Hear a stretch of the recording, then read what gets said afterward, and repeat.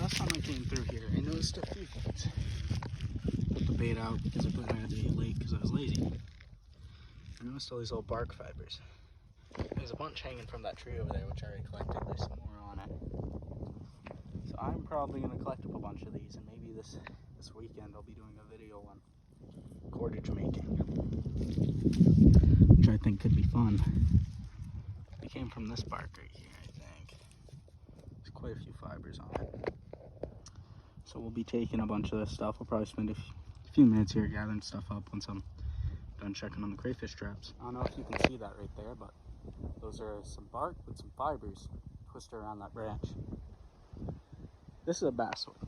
I know it's a basswood because I've had previous experiences with this tree. I know it's a basswood.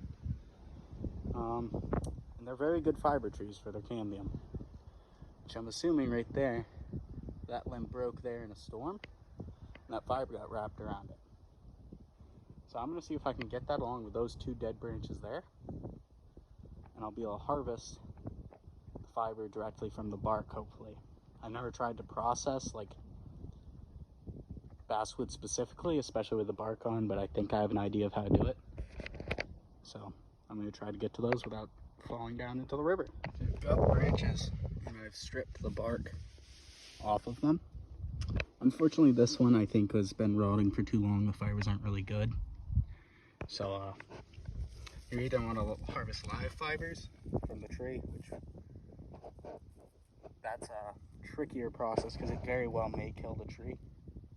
So I try not to do that. I prefer to get my material for cordage from more reliable and renewable means, such as stinging nails. I can only take a few from an area, cattails, etc. like that, stuff I can manage.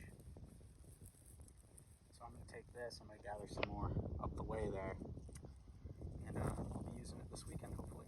I figured out where all the fiber I originally found in this area came from. That right there is another basswood. That right there is a dead black basswood limb, which blew all the fiber into these surrounding bushes where I saw it. Now, I gotta figure I'm gonna get up there to get to that stuff if I want to. Which I don't know, I might just do a test video. You can always come back. It's also a bit windy out here, it's a bit chilly, so I'm gonna head back to the car. I've gotten a decent amount, enough for a small video at least. But you don't really need much to get an idea for what you're doing to make some cordage. This is another potential fiber source. Maybe not this one. This one's really rotted. This is aspen. Whether it's big tooth or quaking, I can't tell you. Right now, I don't have any leaves to look at. It's also known as poplar. Quite frequently call it poplar. That would have come from this tree right here, which, as you can see, is pretty rotted. But there might be some salvageable pieces in there if they want it. The bark's pretty distinct.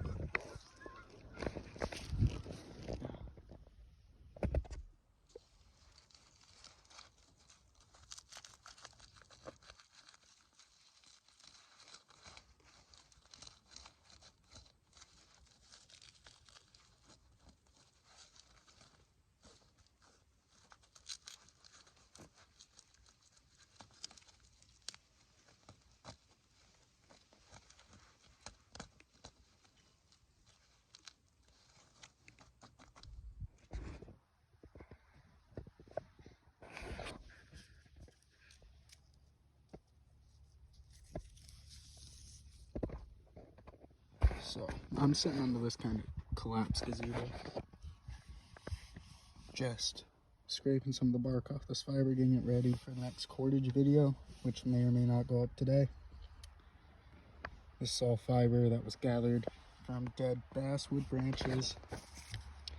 There's still more there, which I might go back and get at some point, but for now this will do it. I figured I'd do it today since it's rather warm at 26 degrees Fahrenheit. It's sunny, it's not too windy, it's a good day for it. So I went from a pile of sticks, bark mixed with the various fibers to this pile of fibers.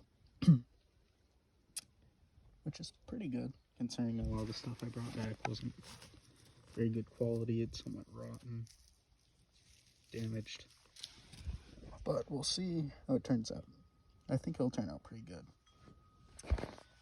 So, I will advise you around some of the growths where small twigs pop out, like there. You have to work kind of more carefully around that as the fiber is going to run in multiple directions. So, yep, just take that into consideration when working with it. This is just one method of fiber processing. Everyone's going to be different.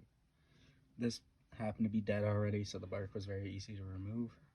If it's a living tree, it's probably going to be a lot harder. You're probably going to have to smash it between two smooth rocks.